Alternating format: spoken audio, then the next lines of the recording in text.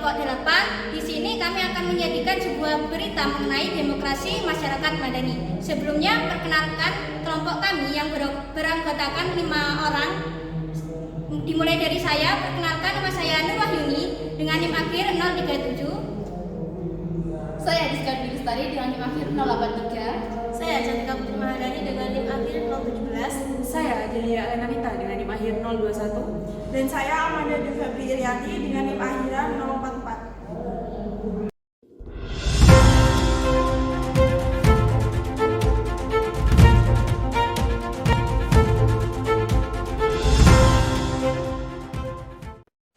Aksi unjuk rasa pendukung salah satu calon bupati dan wakil bupati Pamekasan berujung ricuh. Aksi unjuk rasa digelar menjelang putusan Mahkamah Konstitusi terkait hasil pemilu kada Kabupaten Pamekasan.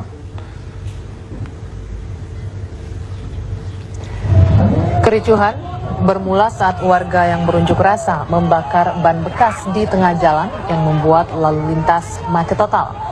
Kepolisian daerah Jawa Timur menurunkan 1 puluhan personil yang terdiri dari Satuan Gegana, Dalmas, dan Brimob untuk meredam aksi anarkis demonstran.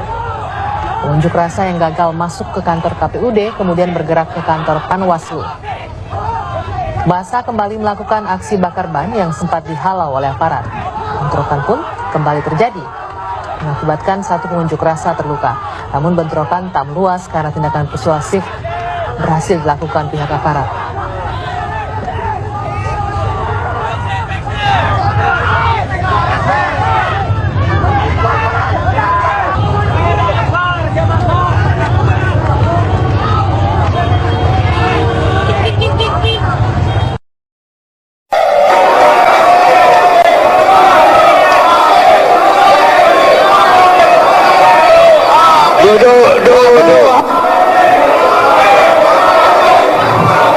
Saya minta kepada fraksi PD Perjuangan untuk duduk kembali ke tempatnya. Ketua, tolong ditertibkan. Pimpinan tidak bisa tertibkan, dikeluarkan dari luar sidang. Pimpinan, Bapak Ketua, Anda tidak menghargai diri Anda sendiri. Hitung pimpinan. Silakan. Fraksi PDI Perjuangan. Pimpinan tidak benar. Sebentar, masih ada waktu, saya sampaikan. Baik, sebentar. Saya minta duduk dulu. Waktunya udah lewat. Saya minta.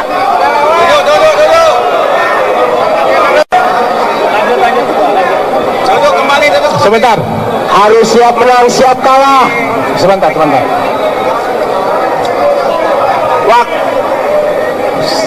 Baik. Suara Golkar. Saya ingin bertanya. Ketua. Ya, naik. Saya ingin bertanya. Lanjut pimpinan, lanjut.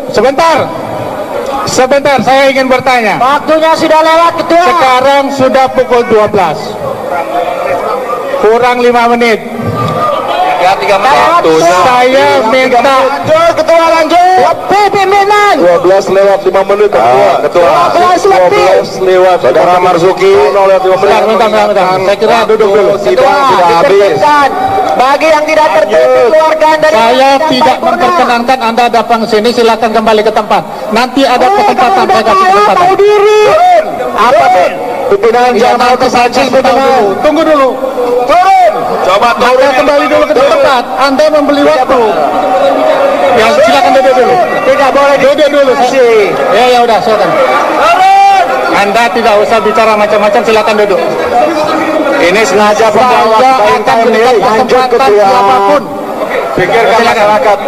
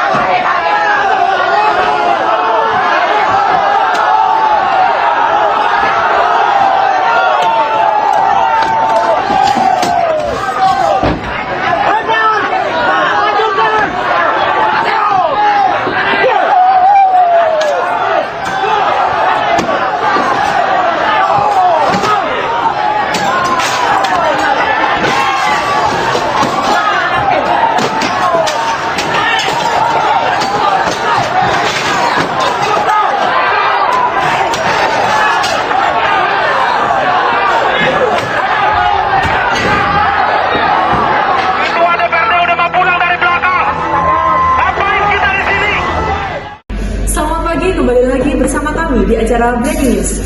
Kali ini kami akan membahas sebuah berita mengenai demokrasi masyarakat madani. Demokrasi adalah fondasi utama yang telah dibangun Indonesia sejak reformasi 1998. Namun, apakah demokrasi telah membawa bangsa ini menuju masyarakat madani yang inklusif, toleransi, dan adil? Dalam perjalanan ini, kita dihadapkan pada tantangan besar seperti intoleransi dan kekerasan yang justru sering muncul dari kelompok-kelompok yang memanfaatkan demokrasi untuk agenda anti-demokrasi. Baik, berita di sini akan dilanjutkan oleh saya. Jadi, Sidney Jones dalam orasi ilmiahnya berjudul Sisi Gelap Reformasi di Indonesia, munculnya kelompok masyarakat madani di intoleran, mengungkap bahwa demokrasi di Indonesia pasca reformasi tidak hanya memberi ruang bagi organisasi pro-demokrasi, tetapi juga kelompok intoleran. Organisasi-organisasi ini seperti Front Pembela Islam FPI, Gerakan Reformasi Islam GARIS, dan Hizbut Tahrir Indonesia HTI. Menggunakan demokrasi untuk menyebarkan ideologi intoleransi dan melakukan tindakan yang melemahkan nilai toleransi. Dalam laporan tersebut, Jones membagikan kelompok masyarakat madani intoleran menjadi 3 jenis. Yang pertama, kelompok vigilance seperti FBI yang sering menggunakan kekerasan dan intimidasi untuk memaksakan agenda mereka. Yang kedua, kelompok advokasi lokal seperti GARIS di Cianjur yang memanfaatkan tekanan sosial untuk mendukung aksi intoleransi. Yang ketiga, kelompok transformatif seperti HTI yang secara ideologis berupaya mengganti demokrasi dengan sistem kekhalifahan. Data dari Sistem Nasional Pemantauan Kekerasan SPNK menunjukkan bahwa aksi main hakim sendiri yang banyak melibatkan kelompok kini meningkat secara signifikan. Di Jabodetabek pada tahun 2012 tercatat 53 orang tewas akibat kekerasan semacam ini.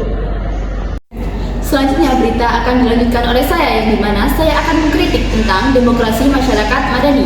Meskipun demokrasi seharusnya melindungi semua warga negara, lemahnya penegakan hukum dan kolaborasi aparat dengan kelompok intoleran seringkali memperburuk situasi. Sidney Jones menyoroti bagaimana pemerintah daerah dan aparat keamanan sering bekerja sama dalam kelompok garis keras untuk kepentingan politik. Hal ini dari penerapan perda syariah di beberapa wilayah yang didukung oleh politisi lokal untuk menarik suara dari kelompok Islam konservatif. Bahkan beberapa pejabat pemerintah dan tokoh masyarakat terlihat mendukung aksi intoleransi. Contohnya adalah keterlibatan pejabat dalam acara yang diselenggarakan oleh organisasi yang diketahui menyebarkan kebencian. Hal ini memperkuat citra bahwa intoleran tidak hanya diterima tetapi juga difasilitasi oleh negara. Baik, selanjutnya akan dibahas oleh saya, yaitu solusi dan harapan. Sidney Jones menawarkan beberapa langkah untuk mengatasi tantangan ini. Yang pertama, kebijakan non toleransi terhadap kekerasan, di mana setiap bentuk intimidasi atau kekerasan harus dihukum secara tegas dan maksimal. Yang kedua, pemutusan hubungan antara aktor, negara, dan kelompok intoleran sehingga negara tidak lagi menjadi fasilitator aksi kekerasan. Yang ketiga, penguatan pluralisme melalui pendidikan yang inklusif dan upaya bersama untuk menyebarkan nilai-nilai toleransi di masyarakat.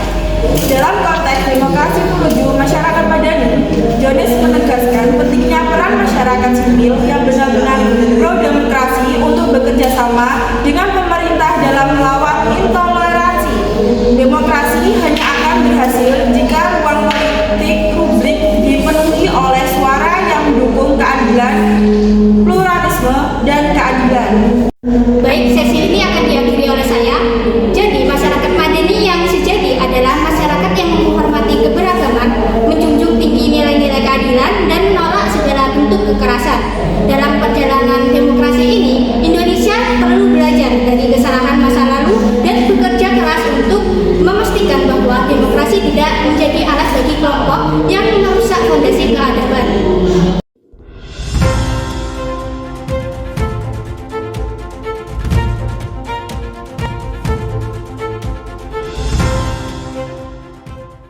Sekian dari kelompok kami. Wassalamualaikum.